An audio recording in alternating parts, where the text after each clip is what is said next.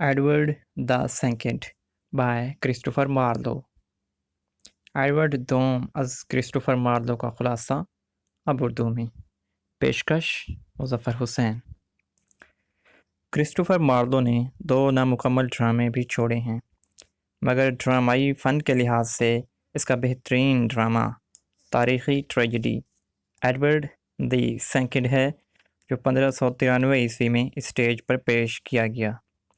اس میں ایڈورڈ دوم کے دور کو اس طرح ایک مکمل ڈرامائی قصے میں تبدیل کیا گیا ہے کہ تاریخی ڈرامہ نگاری کی مثال قائم ہو گئی ہے۔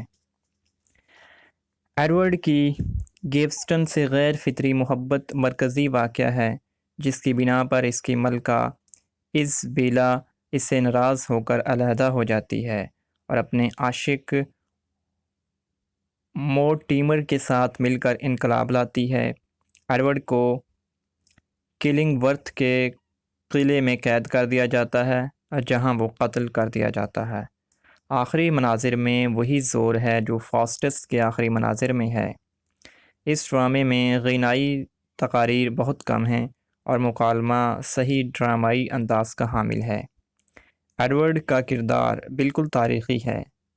اس کی بد دلی، امرت پرستی اور جذباتیت خوب دکھائی گئی ہے۔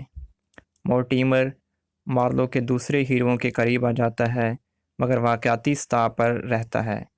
ملکہ کا کردار بالکل ناکام ہے اور یہ واضح کر دیتا ہے کہ مارلو عورتوں سے بالکل واقف نہ تھا۔ اس کا اپنی جنس سے غیر فطری محبت کا رجحان بھی ایڈورڈ کے کردار میں جھلکتا ہے اور بعض جگہ بے حیائی کے ساتھ نمایاں کیا گیا ہے۔ ڈرامائی تعمیر میں بھی یہ مارلو کے دوسرے ڈراموں سے بہتر ہے۔ اس کی کمزوریاں بھی نمایاں ہیں، مگر اس ڈرامے سے یہ خیال پیدا ہوتا ہے کہ اگر وہ زندہ رہتا تو جلد صحیح ڈرامہ نگاری پر آ جاتا اور شاید اس صنف کے عظیم شاہکار پیش کر جاتا۔ غرض شیکسپیئر کے پیشروؤں میں اس کی اہمیت سب سے زیادہ ہے۔ وہ بہت بڑا شاعر تھا جس کا اپنا الگ نظریہ حیات تھا۔ اس نے ڈرامہ نگاری میں خاص گرمی پیدا کر دی اور شاعرانہ ڈرامے کی اہمیت کو دلوں پر جما دیا۔ اس کے ہیرو انفرادی وقت کی خاص مثالیں بن گئے اور آئندہ ڈرامے کے ہیرو اس کا اثر لے کر وجود میں آئے۔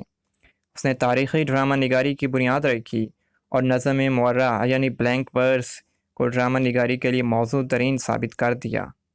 اس اثر کی نوعیت اس حد تک ہے کہ آج کل ایک امریکی عالم یہ ثابت کر رہا ہے کہ مارلو مارا نہیں گیا تھا بلکہ چھپا دیا گیا تھا، اور وہ ڈرامے لکھتا رہا جو ایک ایکٹر شیکسپیئر کے نام سے پیش ہوتے رہے۔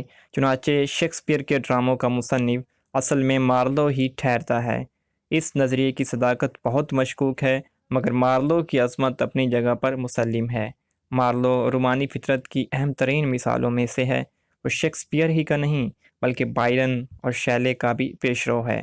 اس کے ہیرو نشاط الثانیہ کے بہترین نمونے ہیں اور وہ خود بھی نشاط الثانیہ کے نمائندوں میں سب سے زیادہ مثالی ہے۔ کرسٹوفر مارلو 29 برس کے سن میں نشے کے عالم میں وہ ایک شراب خانے میں کسی سے لڑ پڑا اور مارا گیا۔